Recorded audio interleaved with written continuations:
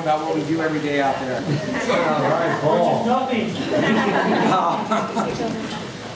Come on out, everybody. All right. Okay, so I'm going to do the neat stuff first. This is basically a retractable roof. We designed this because a customer asked us for one, and we said, sure, we can make that. So we designed it. What that does, I'm opening it now so it doesn't get too hot in here. That retractable roof can turn this air over extremely quickly.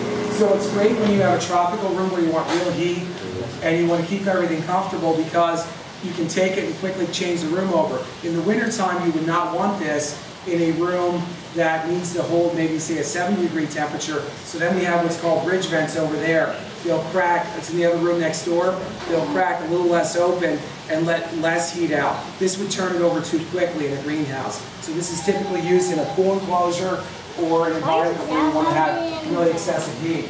Here we have, if anybody has sensitive ears, just hold your ears. What this is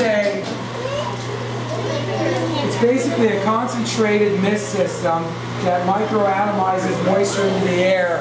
It's going to drop the temperature in here 10 degrees in probably minutes. And this is something we're working on perfecting that we can use in other applications. It's not quite right yet, it has to get balanced, but it's kind of one of our working in progress.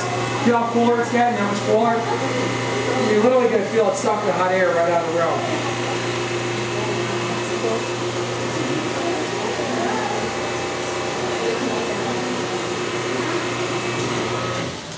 This and other things that we're doing, we're trying to get these rooms so that they can become zero energy.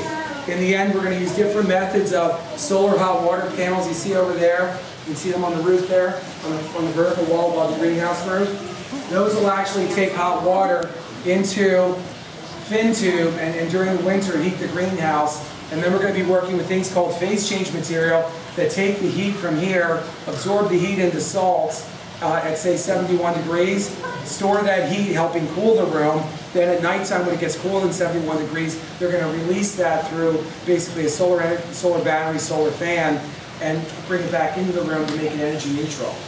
And that's why it's warmer in here. We could have used glass so that would actually help cut down on heat gain, but then it hurts you in the winter. We're going to head over here now to the greenhouse. You're going to see these windows that tilt in.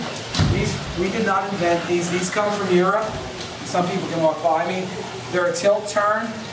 They're made for easy cleaning on the inside when you want to clean them.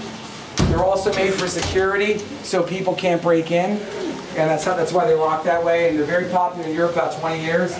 Typically, products come from Europe first, and then 10, 20 years later, we use them over here.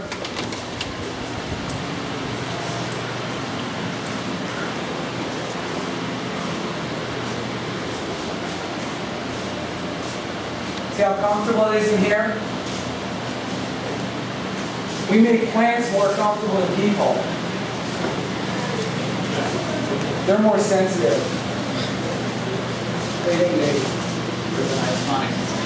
We're working on it. Okay.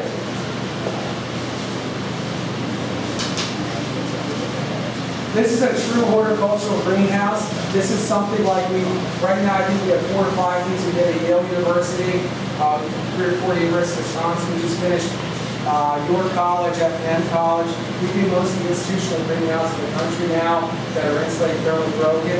You'll see a computer system back there that controls the heating, cooling, moisture, vent operation, everything to keep this as energy efficient as possible. We also have a computer inside that records all the information so we can tell if there are any adjustments that should be made to make the plants healthier. And this is really where we started. Everything in this room, except for the heater, the fans, all these little brackets and these little sliding things, these are all people's ideas here that are developing the products. The benches, we make everything here. This is an herb garden. One of the things we're going to be doing at vegetables is basically taking literally benches and concentrating, doing experiments, see how much we can produce in X amount of area. We're also playing around a little bit with hydroponics, and we actually developed some systems, some projects we're working on that will actually combine plants and fish these are the fish and the plants, where one we work symbiotically with the other to fertilize it for the plants and also feed the fish. And that's going to probably occur somewhere here in the next year. Basically, all these things here are for people to live in what we do, read what we do, come up with ideas, get a better understanding so we can get the forefront of the industry. All these plants in here, many of them have been split apart. You'll see kiwis, male, female, all kinds of different bromeliads and orchids and whatnot. We grow aloe better than anybody. We have aloe out anywhere. We also have lots of orchids here when you walk over. When you walk over here, you'll even see we recycle our plant matter. You're going to see the solar hot water, and you'll see some orchids on the other side. That room's not quite done yet. We're not going to go in there. I'm just going to head upstairs.